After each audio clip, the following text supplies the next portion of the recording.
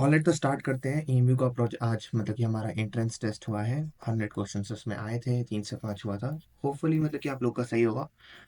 अब देखते हैं कि कितना आपका सही हुआ है एंड ऑल, है ना। तो इसमें है, which of the following is not a synonym of the word solemn. तो ट्रेडिशनल, डिवोशनल, पायस, फ्रिवलस दिया हुआ है। अब सोलेम मतलब एक ऐसे पर्सन को हम जनरली रेफर करते हैं जो कि अपने बात में सिंसियरिटी रखता है एंड ऑल। ठीक है, तो उसका सबसे ज्यादा सिनोनिम क्या हो सकता है? अब डिवोशनल बिल्कुल होगा। डिवोशन में मतलब कि क्या होगा? डिवोशन में ऑब्वियसली अच्छी चीजें होती है। पायस में मतलब कि अगेन एक तरह से फेथ होता है। ट्रेडिशनल में क्या होता है? एक मतलब बिलीफ होता है। फ्रिवलस मतलब है कि भाई फिजूल की बात है। नो। तो हमारा यहाँ पे आंसर कौन सा सही है? Option number D. ठीक है, तो वन का डी। फिर अगर आप देखिए, choose the antonym of the word, यानी कि आपको यहाँ पे एंटोनिम यानी कि अपोजिट वर्ड बताना है एंडेमिक का क्या होता है। ठीक है, तो एपिडेमिक, इसका क्या होगा? एपिडेमिक। बाकी तीनों कंप्लीटली इरेलीवेंट है। ठीक है, तो यहाँ पे क्या हो जाएगा हमारा? Option number A. फिर choose the antonym of the word optimism. Optimism मतलब कि जो हमेशा आशावादी पर्सन है। तो पेसिमिज्म उसका डायरेक्टली उल्टा है हमारा, है ना, निराशावादी पर्सन, तो ऑप्शन बी। फिर उसके बाद आता है हमारा पास, ठीक है, which of the following is not an antonym of the word Nadir. ठीक है, now Nadir in itself basically यहाँ पे आपसे पूछेंगे कि कौन इसका एंटोनिम नहीं है ना, यानी कि अपोजिट नहीं है। तो अगर आप पिनेकल देखोगे, जेनिथ देखोगे, पीक देखोगे, तो ये सारे के सारे जो है यहाँ पे उसके लेकिन अपोजिट मैटर है। लेकिन जो नाडिर है अपने आप में वो डेप्थ है, जो कि उसके साथ मैच करता है। तो इसीलिए ऑप्शन सी हमारा क्या हो जाएगा? यहाँ पे करेक्ट हो जाएगा, फोर का सी। फिर आता है कि choose the most appropriate meaning of the idiom kangaroo court. तो कंगारू कोट बेसिकली एक मॉक कोट को कहते हैं, जो कि एक्चुअली में रियल कोट नहीं होता। तो option A and B literal है, वो हो नहीं सकता। बचता क्या है हमारे पास? Option number C, unofficial quote. फिर fill in the blank with most appropriate option, dash is the science regarding the study of the words, यानी कि वन वर्ड सब्स्टिट्यूशन आपको दिया हुआ है। तो यहाँ आपका क्या हो जाएगा? यहाँ पे सीधा ऑरिथोलॉजी। ठीक है, ऑरिथोलॉजी, ऑप्शन नंबर डी। फिर है fruit eating animals. Fruit eating animals को हम क्या कहते हैं? तो फ्रूट ईटिंग एनिमल्स को हम कहते हैं मतलब कि फ्रोगीवोरस। कार्निवोरस यानी कि जो मांस खाते हैं, हर्बीवोरस यानी कि जो वेजिटेरियंस होते हैं, ओमनीवोरस यानी कि जो दोनों खाते हैं, जैसे भालू हो गए आपके। तो यहाँ पे ऑप्शन नंबर डी, है ना, option number D, option number D, option number C. फिर है one would often talks of his achievement is called what. तो ईगोइस्ट, देखो लग रहा होगा कि यहाँ पे ईगोइस्ट होना चाहिए, लेकिन ईगोइस्ट अपने इंटरनल के बारे में बात कर रहा है कि भाई ये इंसान बहुत सेल्फ सेंटर्ड है। लेकिन ईगोटेस्ट, ईगोटेस्ट यहाँ पे होगा प्रॉपर टर्म कि भाई इसको इतना मतलब कि अपने ऊपर घमंड है क्योंकि इसने इतना सब कुछ कर लिया है। तो ईगोटेस्ट होगा यहाँ पे ऑप्शन। फिर आता है कि भाई dash uranium we can use another metal thorium to produce nuclear power. अब यहाँ पे आपको दो ही में ऑप्शन लग रहा होगा कंफ्यूजन। तो देखो यहाँ पे बिसाइड नहीं हो सकता, क्योंकि बिसाइड का मतलब होता है एक फिजिकल, मतलब कि आप सिंबल यूज कर रहे हो। फॉर एग्जांपल अगर मैं बोलता हूँ कि बिसाइड यूरेनियम, यानी कि मैं बोल रहा हूँ कि यूरेनियम के बिसाइड, यानी कि एकदम उसके आसपास कुछ चीज रखी हुई है। लेकिन हम यहाँ पे क्या बोल रहे हैं? हम जनरल बातें कर रहे हैं कि भाई यूरेनियम के अलावा भी हम थोरियम को भी यूज कर सकते हैं। तो वो बिसाइड्स होगी। हम जब जनरल सेंटेंस में उसे बस रेफर कर रहे हैं, कोई फिजिकल चीज के बारे में बात नहीं कर रहे, तो ऑप्शन ए होगा यहाँ पे। ठीक है, बिसाइड्स। फिर गवर्नमेंट बाय प्रीस्ट और गवर्नमेंट विच है स्टेट रिलीजन, तो इसको हम क्या कहते हैं? थियोक्रेसी कहते हैं। ठीक है, थियोक्रेटिक स्टेट। फिर ओम्बुड्समैन। ओम्बुड्समैन मतलब वो पर्सन होता है वो looks into the complain against public authority, है ना, वो looks into the complain against public authority, option number A. फिर है he does not work with hands, he works dash with machine. Obvious सी बात है, हाथ से काम नहीं कर रहा तो किसके साथ काम करेगा? मशीन के साथ। और जो हाथ के लिए मतलब कि वर्क कर रहा है, वो मशीन के लिए भी बिल्कुल वर्क करेगा। आपको लिटरली क्लू ही दिया हुआ है क्वेश्चन में, he does not work with hand, he works with the machine. फिर है his performance did not dash my expectation. तो to, up to, of, near. तो यहाँ पे मोस्ट अप्रोप्रिएट क्या होगा? Up to. ये मेरे एक्सपेक्टेशन को मीट नहीं कर पाया, अप टू। ठीक है। फिर है एंटोनिम ऑफ जुडिशियस। जुडिशियस मतलब एक पर्सन होता है जो कि सोच समझ के अपना विचार करता है, कोई भी एक्शन लेता है। तो रैश मतलब क्या है? आप बिना सोचे समझे उस काम को कर रहे हो, तो यहाँ पे रैश हो जाएगा, उल्टा है एकदम जुडिशियस का। फिर है एंटोनिम अबेट। अबेट मतलब क्या होता है? उकसाना, किसी भी चीज को एस्केलेट करना। तो उसका उल्टा डायरेक्टली क्या होगा? प्रिवेंट करना, है ना। यानी कि आप उस चीज को प्रिवेंट कर रहे हो, आप होने ही नहीं दे रहे हो। अबेटमेंट क्या है? At the end of the day किसी भी इलीगल काम को करवाना या उसमें असिस्टेंस देना। लेकिन प्रिवेंट क्या है? कि आप रोक रहे हो, आप जो इलीगल काम है वो फैसिलिटेशन उसका नहीं हो पा रहा। तो ऑप्शन ही हो जाएगा। फिर है सिनोनिम ऑफ एल्टीट्यूड। तो सिनोनिम ऑफ एल्टीट्यूड में अगर आप देखेंगे तो यहाँ पे हाइट जो है यहाँ पे होगा। देखो पोजीशन जो है, लग रहा होगा कि पोजीशन भी हो सकता है, लेकिन इसका मोस्ट अप्रोप्रिएट जो है वो हाइट है। ठीक है, हाइट है यहाँ पे, ऑप्शन नंबर बी। फिर है कि वन वो नोज एवरीथिंग। तो यहाँ पे omni present, omniscient, omnipotent, optimist दिया हुआ है। ऑप्टिमिस्ट तो ऑब्वियसली नहीं होगा। ओमनी बेसिकली आने के मतलब वन वो नोज, है ना। तो वन वो इसके बारे में बात हो रही है यहाँ पे। तो ओमनी प्रेजेंट, ओमनीशियंट, ओमनीपोटेंट, तो यहाँ पे क्या होगा? ओमनीशियंट, यानी कि इसको सबके बारे में पता है। ये एक वर्ड आता है साइंटी। साइंटी नॉन फिट इंजूरिया भी अपने आप में कॉन्सेप्ट है। तो साइंटी का मीनिंग ये होता है नॉलेज। ठीक है, तो इसीलिए मतलब कि लिखा गया वन वो नोस एवरीथिंग। फिर है कि virtue always trumps dash the evil, तो virtue always trumps over the evil. On नहीं होगा, ऑन हम हमेशा यूज करते हैं जब एक फिजिकल स्टेट को रेफर कर रहे हैं। लाइक मान लो कोई ये सामान है, इसके ऊपर कुछ रखा हुआ है, तो यहाँ पे हम क्या यूज करेंगे, ऑन रखेंगे, ऑन यूज करेंगे इस चीज के लिए। लेकिन हम यहाँ पे एब्स्ट्रैक्ट सेंस में बात कर रहे हैं, तो यहाँ पे क्या होगा, ऑप्शन नंबर बी। फिर आता है 19, what can not be erased और फॉरगॉटन, यानी कि जिस चीज को आप नहीं भुला सकते हैं, ये मिटा नहीं सकते हो ऑल। तो इनकॉरेजिबल मतलब वो पर्सन होता है जो बिल्कुल सुधरता नहीं है। इनकरेबल होता है कि भाई ये डिफेक्ट जो है वो सुधारी नहीं जा सकती, अब हो गया। इनफॉलेबल है यानी कि जो कभी भी हारेगा नहीं, इनफॉलेबल है वो। इनडेलिबल यहाँ पे होगा, इनडेलिबल मतलब एक परमानेंस, यानी कि आप उसको नहीं भुला सकते। फिर है something that is considered to be too important to change और क्वेश्चन, तो यानी कि इसका क्या होगा, सेक्रोसेंट है ना। सेक्रोसेंट मतलब है इतना होली है कि भाई तुम इसको क्वेश्चन ही नहीं कर सकते हो। तुम क्वेश्चन कैसे करोगे, इट इज वेरी इंपॉर्टेंट है ना, आप इसे चेंज नहीं कर सकते हो। फिर आता है कि विच of the following is not a synonym of the difficult, ठीक है। तो डिफिकल्ट का कौन सा सिनोनिम नहीं है, यानी कि ऑब्वियस सी बात है, आप एंटोनिम नहीं पूछ रहे, बस पूछ रहे कि सिनोनिम कौन सा नहीं है। तो डिमांडिंग, ओनरस, टैक्सिंग सारे उसके सिनोनिम है। तो फैसाइल जो है, लेकिन उसका मतलब होता है एफर्टलेस, एफर्टलेस काम करना, तो ऑप्शन बी यहाँ पे हमारा करेक्ट हो जाएगा, ठीक है। फिर आता है state of becoming old fashion and no longer useful, ठीक है। तो इसमें क्या होगा, ऑप्शन नंबर सी, ठीक है, ऑप्शन नंबर सी यहाँ पे आराम से। ऑब्सोलेंस मतलब क्या, ऑब्सोलीट हो गया है ना, बोलते नहीं कि भाई ये सामान ऑब्सोलीट हो गया, अब इसकी कोई वैल्यू नहीं रही अब। फिर उसके बाद है फ्रेज एक्टस रियस, तो ये हमारा मतलब कि लीगल मैक्सिम से आता है ना, एक्टस नॉन फैसेट, एक्टस नॉन फैसेट निसी मेंस सिट्रिया। तो इसमें बोलते हैं कि an act does not make one guilty unless the mind is also guilty. तो मेंसरिया होता तो यहाँ पे गिल्टी माइंड होता, लेकिन यहाँ पे एक्टस रियस है तो यहाँ होगा गिल्टी एक्ट। फिर द पास्ट पार्टिसिपल ऑफ श्वेयर, तो यहाँ पे श्वेयर जो है मतलब कि उसका पास्ट पार्टिसिपल आपसे पूछा है, पार्टिसिपल। तो यहाँ पे हमारा क्या होगा, पास्ट पार्टिसिपल अगर हम देखें तो सोन होगा, ठीक है, सोन। उसके बाद आपसे पूछा गया है, ठीक है, उसके बाद आपसे पूछ रहे हैं ये कि विच ऑफ द क्या कि बोइस्टरस का सिनोनिम क्या होता है, यानी कि बोइस्टरस से कौन सा वर्ड जो है वो मैच करता है अपने मीनिंग में। तो बोइस्टरस में अब यहाँ पे दो क्लोज ऑप्शंस है, excitement and noisy and cheerful. But excitement full meaning को कैप्चर नहीं कर रहा। हाँ, एक पर्सन जो एक्साइटेड है वो भी नॉइजी हो सकता है, वो भी चीयरफुल हो सकता है। लेकिन प्राइमरी मीनिंग क्या है बोइस्टरस का, नॉइजी एंड चीयरफुल, बहुत ही लाउड वॉइस में जो बात करता है।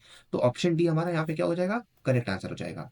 फिर इसमें पूछा है कि आपको बताना है हैकनाइट का बेसिकली क्या होता है सिनोनिम, है ना, उससे कौन सा मैच करता है। तो यहाँ पे अगर आप देखो तो cheerful, cordial, chopped, chopped irrelevant word है, चेयरफुल कॉर्डल एकदम मतलब कि अच्छे वर्ड्स हैं जो कि एकदम खुश रहते हैं लोग। बेनाल मतलब क्या होता है, लेकिन बेनाल मतलब होता है लेकिन वो एक बोरिंग पर्सन, बहुत ही डल पर्सन। तो यहाँ पे उसके डायरेक्टली मैच कर रहा है, तो यहाँ पे क्या हो जाएगा, 26 का हमारा डी हो जाएगा, है ना, 26 का डी हो जाएगा। फिर which of the following is not a synonym of the word convalescence, ठीक है, कन्वालेसेंस। अब यहाँ पे आप एलिमिनेशन कर सकते हो, रिकूप, रैली, रिवाइवल, सब कुछ क्या है, एक पॉजिटिव कोनोटेशन है, यानी कि जो चीज ऑलरेडी खत्म होने लग गई थी वो वापस कर रही है, यानी कि it is not decaying any more. But regression क्या है, रिग्रेशन मतलब उल्टा है प्रोग्रेशन का, यानी कि वो चीज अब वापस जा रही है, अब वापस जो है उसका लेवल गिरते जा रहा है। तो यहाँ पे उसका क्या होगा, रिग्रेशन होगा, है ना, रिग्रेशन उसका होगा, नॉट सिनोनिम। उसके बाद है कि choose the antonym of the word hedonism. आपसे पूछा गया है कि भाई हीडोनिज्म का एंटोनिम क्या होगा, यानी कि अपोजिट क्या होगा। तो उसका डायरेक्ट अपोजिट क्या है, एसेटिज्म। हीडोनिज्म मतलब एक पर्सन जो कि बहुत ही ज्यादा प्लेजर से मतलब कि ऑब्सेस रहता है, एसेटिज्म यानी कि जो एकदम वर्ल्डली लाइफ से दूर रहता है, तो एकदम डायरेक्ट अपोजिट है। उसके बाद है कि choose the antonym of the word tortious, ठीक है, टॉर्टियस। तो टॉर्ट जो है उसका लिटरल मीनिंग ये है कि गलत काम करना या कोई ट्विस्टेड काम करना। तो ऑब्वियस सी बात है इसका क्या होगा, अपोजिट स्ट्रेट, है ना। डॉट ट्विस्टेड है तो उसका उल्टा क्या होगा, स्ट्रेट होगा। फिर which of the following word is not an antonym of the word deterrent, तो इसमें आपका जो होगा आंसर वो क्या होगा, डिसइंसेंटिव, ठीक है। इसमें पूछा गया कि भाई कौन सा उसका एंटोनिम नहीं है। अब कैटलिस्ट एंड असिस्टेंस जो है उसके एंटोनिम है, तो ऑप्शन ए एंड बी तो ऐसे ही एलिमिनेट हो गया, बचता है ऑप्शन सी एंड डी। अब यहाँ पे देखो सी होगा most likely, there is 100 like 99% likelihood की सी ही होगा। बट 1% लाइकलीहुड ये भी हो सकता है कि डी भी हो कंसिडर, ठीक है, क्योंकि डी भी हो सकता है कंसिडर। बट सी को हम मान के चल रहे हैं as a most appropriate option अभी। उसके बाद है हमारे पास कि choose the most appropriate meaning, idiom का मीनिंग बताना है, टू ब्रीद द हैजेट यानी कि टू मेक पीस, है ना, जो भी आपके कंफ्लिक्ट है आपने रिजॉल्व कर लिए। तो ऑप्शन नंबर बी। फिर है एंटोमोलॉजी किसकी स्टडी होती है, तो एंटोमोलॉजी किसकी स्टडी होती है, ऑब्वियसली बात है यहाँ पे, entomology is the study of insects.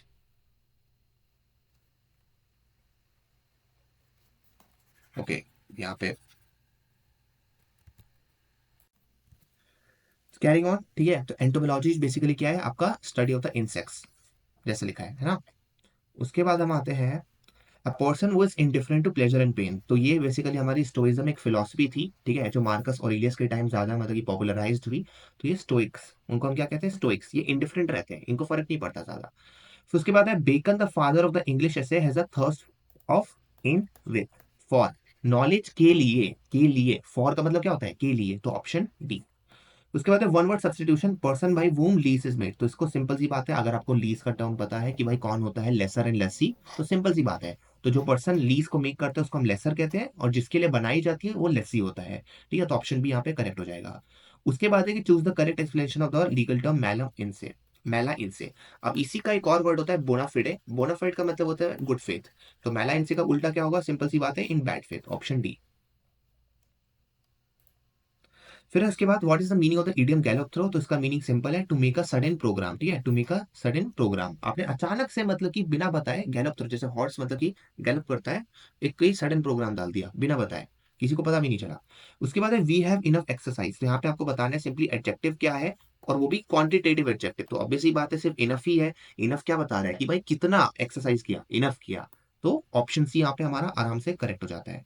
उसके बाद he succeeded dash the perseverance and sheer hard work. तो he succeeded by the date, यानी कि अपने प्रेजर्वेंस और हार्डवर्क की वजह से वो सक्सेस अचीव कर पाएगा, तो ऑप्शन डी यहाँ पे करेक्ट हो जाएगा।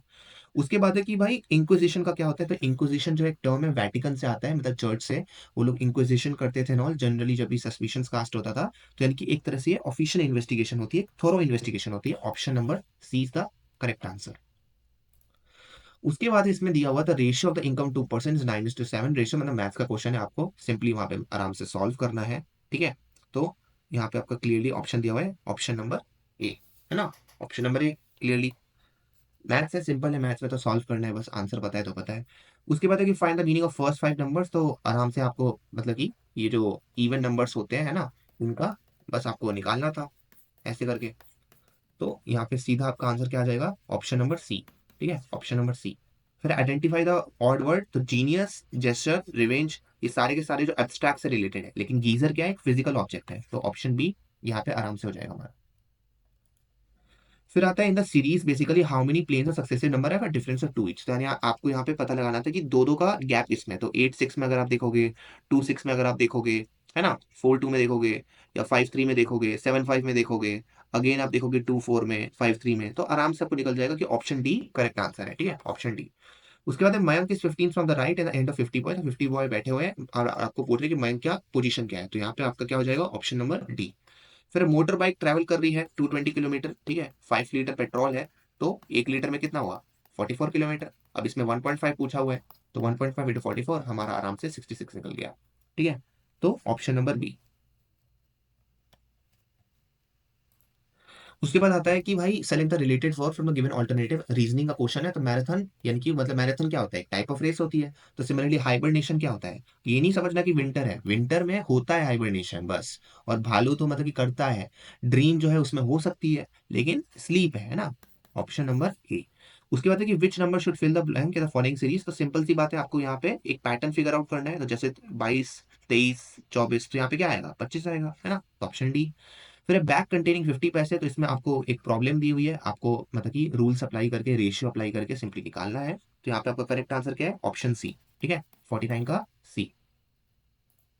उसके बाद आता है कि 15 workers can build a wall 48 hours. तो अगेन आपको इनवर्स फॉर्मूला यहाँ पे लगाना है, तो उसके बाद है ऑप्शन ए, इसका ऑप्शन ए है। फिर what should come next in the following series 13, 34, 57, 82। तो 51 का यहाँ पे हमारा क्या आएगा, ए। क्यों, क्योंकि 13, 34 में अगर आप देखोगे तो 21 है, 34, 57 में देखोगे तो क्या है, 22 है, 23 है, ऐसे ही सक्सीड करते जा रहा है, 24, है ना। तो अगर हम 82 तक आते हैं, ऑब्वियसली बात है, तो हमारे अपने आप फिगर आउट होने लगते हैं कि भाई यहाँ पे 21 था, यहाँ पे 23 था, यहाँ पे 25 था, तो यहाँ पे 27 हो जाएगा, तो ऑप्शन ए। उसके बाद है Sunita stand with face. Again आपको यहाँ पे वही डायरेक्शन का टेस्ट दिया हुआ है, तो आपको निकालना है, तो यहाँ पे नन ऑफ दीज होगा। ठीक है, यहाँ पे क्या होगा, नन ऑफ दीज। फिर in a certain language happy is coded as IBZ। तो अगेन हैप्पी के बारे में यहाँ पे दिया हुआ है, तो आपको राइट में क्या करना है, राइट आपको वर्ड लिखा हुआ है, प्लस प्लस करते जाना है बस। तो SJU, है ना, SJHIU, सिंपल, तो ऑप्शन सी हमारा करेक्ट हो जाएगा। उसके बाद देखिए 5 ईयर्स देखो कंबाइन एज, यहाँ पे अगेन आपको रेशियो लगाना है 4:1 एंड ऑल, है ना। और देखो पहले 10 साल पहले मतलब 5 साल पहले 40 थी, और दोनों की एज थी कंबाइन, तो +5 +5 करोगे 50 आएगा। 4 + 1 करोगे 5 डिवाइड बाई 5 10 करोगे, अपने आप आएगा 4 इंटू 10 40। पॉइंट बी कि 54 का आपका क्या आंसर होना चाहिए, बॉर्न, क्योंकि आपसे पूछा किसकी एज है, मदर की एज पूछी है, 4:1 का रेशियो है, तो 40 ईयर्स। उसके बाद 1/4 of the number is 3 more than 7, ठीक है। यानी कि एक नंबर है जो प्रोबेबली एग्जिस्ट करता है, अगर आप उसका एक चौथाई कर दोगे, यानी कि 40 ले लेते हैं यहाँ पे जो नंबर है, उसका एक चौथाई करोगे तो वो 7 से 3 ज्यादा होना चाहिए, तो ऑब्वियस ही बात है 40 उसकी रिक्वायरमेंट मीट कर रहा है, तो ऑप्शन सी हो जाएगा हमारा। उसके बाद है कि वही आपको एक क्वेश्चन दिया हुआ है ना, एक स्क्वायर है, 10 × 10 उसका एरिया कितना होता है, 100 होता है। अब उसको 12 सेंटीमीटर कर दिया तो दूसरा कितना बचा, 8 सेंटीमीटर, तो 96 हुआ।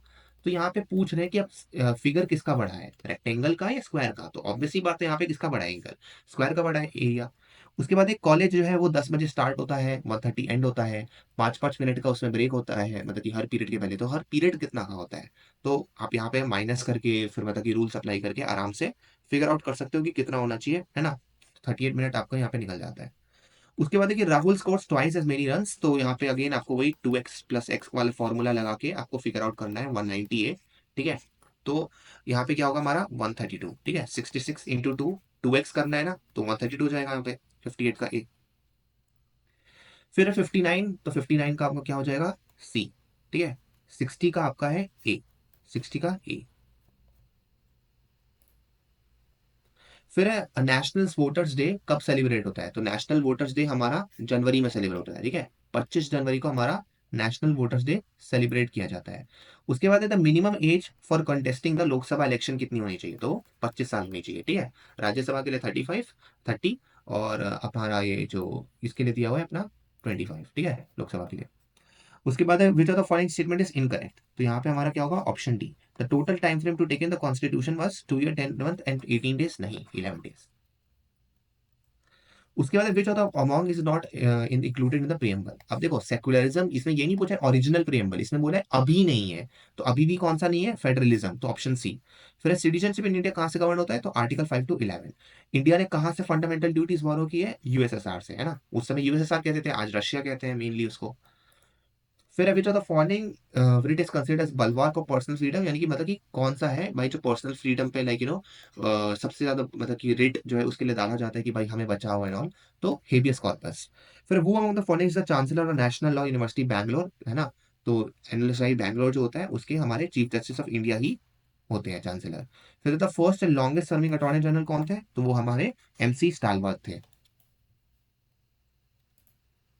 फिर द लैंडमार्क की D K Basu versus state of West Bengal में क्या बोला गया था, तो उसमें सर्विलेंस के रिगार्डिंग बातें की गई थी भाई की पुलिस जो है कितना रख सकती है, कैसे रख सकती है, मेनली अरेस्ट एंड डिटेंशन के रिगार्डिंग काफी अच्छी बात हुई थी। उसके बाद आता है द मैक्सिमम स्ट्रेंथ ऑफ जजेस जो है कितनी है, मैक्सिमम स्ट्रेंथ पूछा है, आपका सैंक्शन स्ट्रेंथ नहीं पूछा है अभी फिलहाल, ये प्रेजेंट स्ट्रेंथ नहीं पूछा है, आपका पूछा है मैक्सिमम स्ट्रेंथ कितनी है, तो 34 है वो। उसके बाद the meaning of the legal phrase क्या होता है, एमिशियस क्यूरे, एमिशियस क्यूरे basically friend of the court, ठीक है। उसके बाद टर्म ओबिटल डिक्टा यानी कि क्या है, option A passing remarks of जज not relevant to the case, और यहीं पे मान लो अगर वो रेलेवेंट होते तो उसको हम क्या कहते हैं, रेशियो डेसेंडाई, है ना, रेशियो डेसेंडाई कहते हैं। अब केशवानंद भारत लैंडमार्क है ना, तो किससे डील करता था वो, तो कॉन्सेप्ट ऑफ बेसिक स्ट्रक्चर से। लीगल एजुकेशन कौन गवर्न करता है, लग रहा होगा कि सुप्रीम कोर्ट है, बट ऐसा नहीं है, बार काउंसिल ऑफ इंडिया, ठीक है, बार काउंसिल ऑफ इंडिया है। उसके बाद यहाँ पे आपको मैच द फॉलोइंग करना है, ठीक है। तो अगर आप यहाँ पे सिंपल सी बातें फॉलो करोगे तो हेबियस कॉर्पस का क्या है, you may have the body, है ना, तो यानी कि ऑब्वियसली हमारा ये एलिमिनेट हो गया है। अब दो ही ऑप्शन बचे हैं, टू को बस फिगर आउट करना है। तो मैंडेमस, अब मैंडेमस का क्या यहाँ पे दिया हुआ है, टू कमांड, तो मैंडेमस का टू कमांड ही होता है, तो ऑप्शन ए करेक्ट हो गया अपने आप में, बाकी देखने की जरूरत भी नहीं है। उसके बाद है कंसिडर द फॉलोइंग स्टेटमेंट, तो देखो ये क्वेश्चन जो है एक्चुअली में अपने आप में पूरा गलत है, क्योंकि अगर आप यहाँ पे नोटिस करेंगे, जस्टिस कृष्ण अय्यर जो है चीफ जस्टिस ऑफ इंडिया कभी थे नहीं, तो it is a false statement. Justice Krishna Iyer is consider one of progenitor, definitely, तो ये करेक्ट स्टेटमेंट है। जस्टिस कृष्ण इलेक्टेड मेंबर थे मद्रास लेजिस्लेटिव असेंबली के, ये भी करेक्ट स्टेटमेंट है। जस्टिस कृष्ण अय्यर क्या फर्स्ट लॉ मिनिस्टर थे, नहीं, वो बी आर अम्बेडकर थे, डॉक्टर बी आर अम्बेडकर थे। तो हमारे पास ऑप्शन जो 1 और 4 ये दोनों ही गलत है। अब इसमें पूछा है आपसे कि करेक्ट कौन सा है, तो 2 और 3 टेक्निकली दोनों ही करेक्ट है, लेकिन अगर आप यहाँ पे ऑप्शंस में देखेंगे तो 2 ओनली तो हो नहीं सकता, क्योंकि 3 भी करेक्ट है अपने आप पे, राइट, तो ऑप्शन डी भी नहीं हो सकता, ऑप्शन सी भी नहीं हो सकता, क्योंकि ऑलरेडी हमें पता है कि 1 और 4 तो गलत है ना। सिमिलरली यहाँ पे भी 1 दिया है तो वो भी गलत है, तो 3 ऑप्शन ऐसे ही गलत हो गए, क्योंकि 1 दिया है और 1 तो गलत है, हमें ऑलरेडी पता है। तो ऑप्शन बचता ही क्या है हमारे पास, option D, but option D भी गलत है क्योंकि 3 तो सही है। तो दिस इज अ फॉल्स, मतलब इसमें दिक्कत है ये क्वेश्चन में। प्रोबेबली क्लैरिफिकेशन जब तक आएगा हम उसका वेट करेंगे ना, ठीक है। फिर उसके बाद है legal principle, bail is rule and jail is an exception. ये किसने दिया? तो ऑफ कोर्स हमारे फेमस जज जस्टिस कृष्ण अय्यर ने दिया है। उसके बाद है द फर्स्ट वुमेन जज कौन थी सुप्रीम कोर्ट की? तो मिस फातिमा बीवी थी। फिर लार्जेस्ट एवर 13 जज बेंच कहाँ पे बैठी थी? तो केशवानंद भारती में बैठी थी। फिर द इंटरनेशनल क्रिमिनल कोर्ट कहाँ पे? हमारा हेग में है, नीदरलैंड्स। फिर which of the following is not specialised agency? तो डब्ल्यूटीओ। ये स्पेशलाइज्ड एजेंसी नहीं है, it is one of the 6 principals organs and all. उसके बाद आता है द नोबेल पीस प्राइज जो दिया गया है नरगिस मोहम्मदी को, वो किसके लिए दिया गया है? तो ऑब्वियसली बात है, ये दिया गया है fight against operation of women. फिर वर्ल्ड रिफ्यूजी डे कब सेलिब्रेट होता है? तो वो 20 जून को होता है। फिर है कि भाई कौन से केस में ट्रिपल तलाक को मतलब कि यहाँ पे अनकॉन्स्टिट्यूशनल बोला गया था? तो वो शायरा बानो में बोला गया था, ठीक है, शायरा बानो में बोला गया था। डैनियल लतीफी में वो शाह बानो का जो केस था, उसके लिए पिटीशन फिर से डाली गई थी जो उनके एडवोकेट थे, क्योंकि 1985 एक्ट का आया था, क्योंकि 1986 में एक एक्ट आया था ओवरराइड करने के लिए शाहबानो के जजमेंट्स को। फिर बिफोर मेमोरी फेट्स किसकी है? तो वो हमारे जो फेमस ज्यूरिस्ट है फाली नरीमान की। फिर which among the following is not a Bharat Ratna resident? तो विश्वनाथ प्रताप सिंह। बाकी 3 लोगों ने मिला है। उसके बाद है India the concept of judicial review कहाँ से बोरो हुआ है? तो वो यूएसए से बोरो हुआ है, ठीक है, यूएस से बोरो हुआ है जुडिशियल रिव्यू हमारा।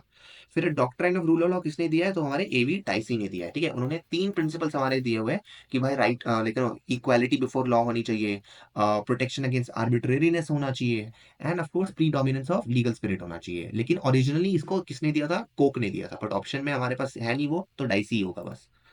उसके बाद नेम ऑफ मॉन्टेस्क्यू किससे रिलेटेड है? तो वो सेपरेशन ऑफ पावर। उसने अपनी एक बुक लिखी थी एस्पिरिट डेस लॉ, ठीक है, फ्रेंच में। तो ऑब्वियसली वहां पे जो उसने बुक लिखी थी 1774 में, तो वहां सेपरेशन ऑफ पावर उसने अच्छे से डिस्कस किया है। फिर शिल्पा सहिलेश वर्सेस वरुण श्रीनिवासन 2023 में केस लॉ था। तो इसमें सुप्रीम कोर्ट ने हेल्ड किया कि भले ही कोई मतलब कि ग्राउंड्स नहीं दिया हुआ है इरिटेबल ग्राउंड ब्रेकडाउन का, बट हमारे पास कंप्लीट जस्टिस करने की पावर कहाँ पे दी हुई है? सुप्रीम कोर्ट को 142 में। तो 142 के अंदर इन्होंने किया। फिर स्पेशल प्रोटेक्शन ग्रुप किसके लिए होता है? एसपीजी प्राइम मिनिस्टर के लिए होता है, प्राइम मिनिस्टर के प्रोटेक्शन के लिए होता है बस, और किसी के लिए नहीं होता है वो। फिर है which among the following is not a member of the committee that elects the CBI director? तो इसमें होम मिनिस्टर नहीं होते, प्राइम मिनिस्टर होते हैं, ओपोजिशन लीडर होते हैं, और सीजीआई होते हैं।